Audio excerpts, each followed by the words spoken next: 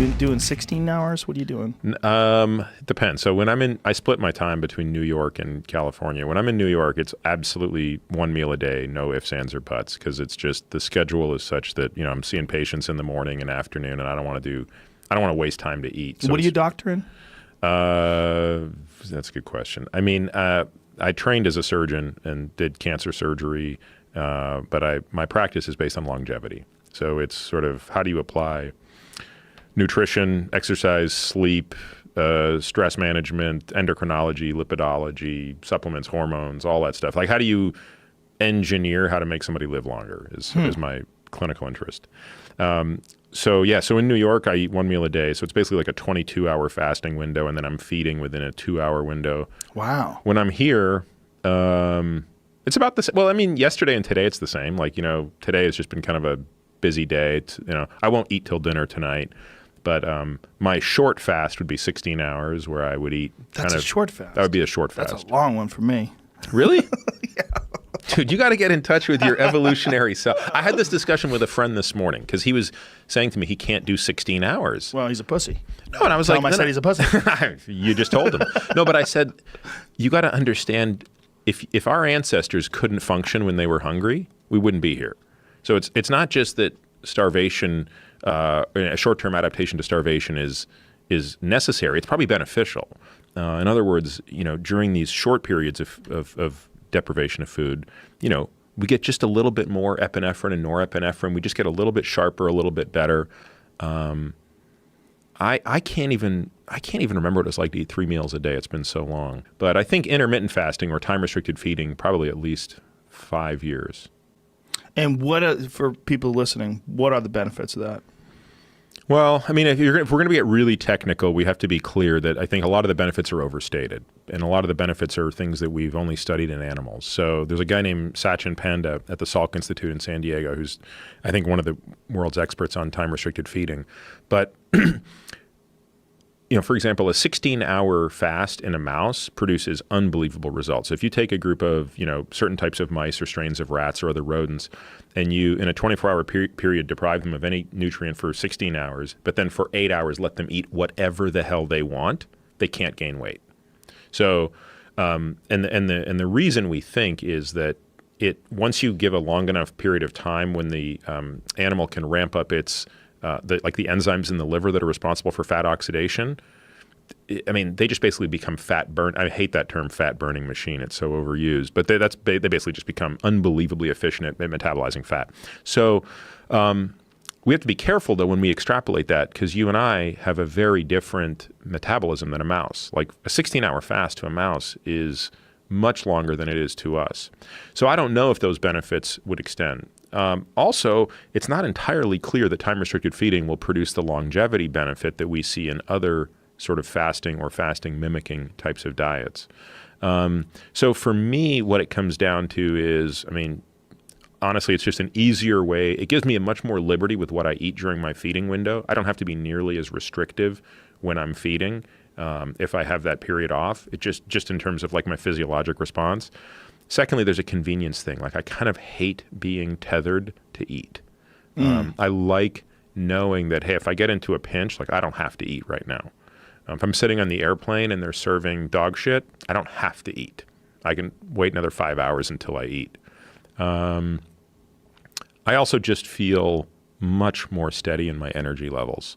I kind of vaguely remember like 10 years ago when I was kind of like eating a normal diet, how I always had this lull in energy after lunch. Like there was the post-lunch, pre-dinner, I just don't feel good. Like, not that I feel bad, but like, I'm not sharp. I'm not in my A game. And I don't even remember what that feels like anymore, which is not to say I feel great all the time, but I definitely don't have that vacillating energy level. Yeah, I've said that to people when I eliminated most carbs from my diet. And I have a friend of mine who talked to his trainer about that. His trainer's like, you're crazy, eat bread, eat pasta, don't listen to him. I'm like, no, don't listen to him. Like, just Google it. That stuff's fucking terrible for you. If you want to eat carbohydrates, get it from fruits. You know, get it from some natural sources. But just if you have a trainer that's telling you to eat bread, get a new fucking trainer, because it's not what you need. I mean, it's nothing wrong with eating it if you want to occasionally and in small doses. But when I eliminated most of that stuff from my diet, I felt the exact same thing.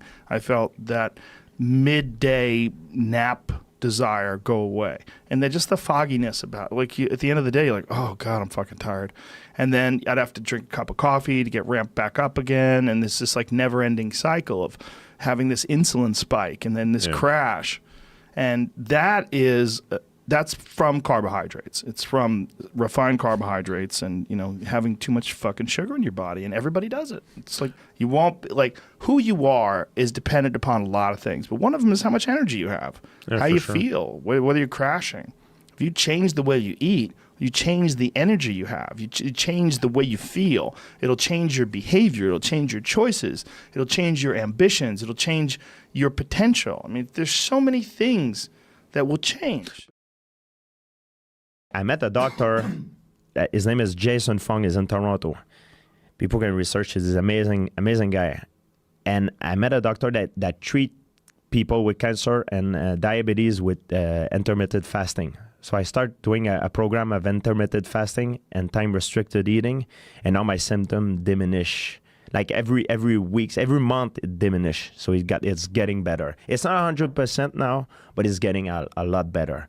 A lot better, and I feel a lot better. A lot of people eat like that now. We had Ben Greenfield on yesterday, who he's a journalist, does a lot of experimenting with his body, done a lot of scientific stuff and scientific research on diet and restricted eating is a big part of it. He does a lot of that.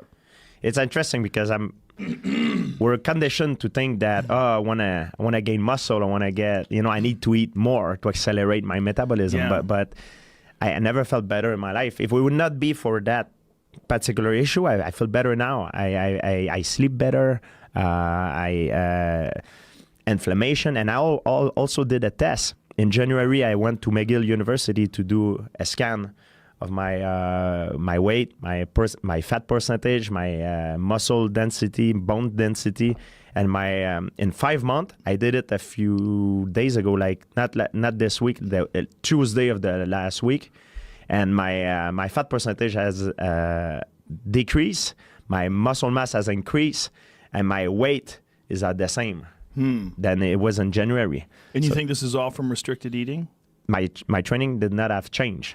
So the only thing has changed pretty much is the restricted time eating and intermittent fasting. Yes. Yeah, that intermittent fasting gives your digestive system a break, and it lets your body recuperate better. I think that's what it helped me the most. Yeah, I think that's what it is. I felt like I was like I said, like a car. I was putting too much for nothing. And I think as human beings, we're overfed.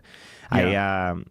I'm very interested about paleontology and also history. And I know that human being in hunter-gatherer time did not eat 3 meals a day. No. They eat maybe a few times a week.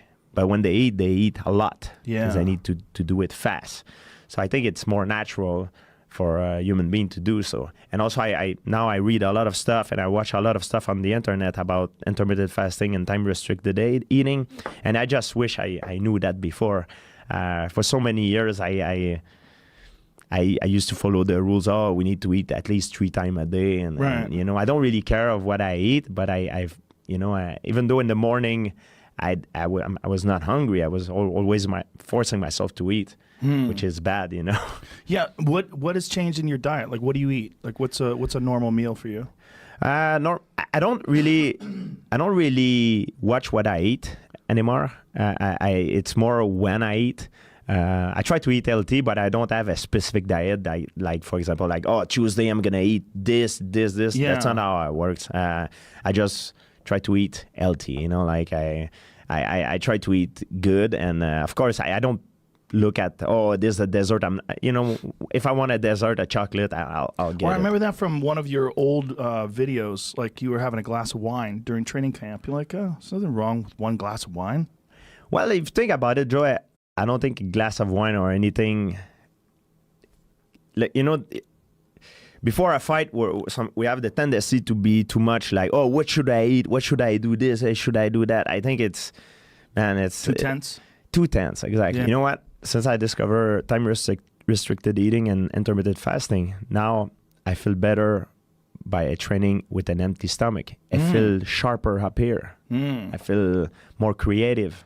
Especially in jiu-jitsu, I feel better. I feel lighter on my feet. Really? Yeah, so, man. Like you do like first jiu-jitsu class in the morning, no food in your stomach? I never have a food. I haven't eaten today. This is the coffee you give me is the first thing I have. So when will you eat? It's 12:24 right now. Well, after this, I'm gonna go train with Freddie Roach, and then you'll eat. Then I'll eat, wow. And maybe I'll eat another time. I'm a late eater. That's one thing. I'm not too good. I don't like to eat too much early during the day. Yeah. I'm not really hungry. I used to eat because everybody eat, but now I'm like, I'm not gonna eat since I've discovered this. I don't eat when I'm not hungry. And the thing is, why people eat is because their spike of insulin. You know. Yeah. So when I started doing intermittent fasting and time restricted eating, it was hard in the beginning because I was conditioned to eat all the time. Yeah. But my body acclimate to it. And now it's very easy. I can eat once a day, it's no problem. Like right now, you know, I could do it. And I think it's good to be hungry in a way. I remember the doctor said something to me. He said, would you rather be like a lion that just had a full belly or an angry lion? I'm like, as a fighter, I'd rather be like a hungry lion. And it makes sense to me. If you look at nature, it makes sense. You know what I mean? It does make sense, especially when you do time-restricted eating. Your body gets used to burning off fat too, and using fat as fuel. It's true. Yeah. It's true. That's why I think when I did the test to compare, my fat percentage diminished. Yeah. You know, I don't have much fat, but it diminished. And the doctor I met, I says to him, I said, yeah, I gained a lot of weight. He said, don't you think I'm going to lose muscle? He says to me, he believed that the weight that I put on, because now I'm about 185 pounds. And when I trained for Bisping, I went up to 197. When after the weigh-in, I couldn't put back that weight up, so I was 190. He believed that the extra weight that I had was more water retention and residual inside my body. It was not like a solid mass. And it makes sense to me, because now I feel much better, and I'm just as strong and even stronger. Like when I do Olympic lifting, much stronger. Gymnastics, much stronger. Like I feel sharper.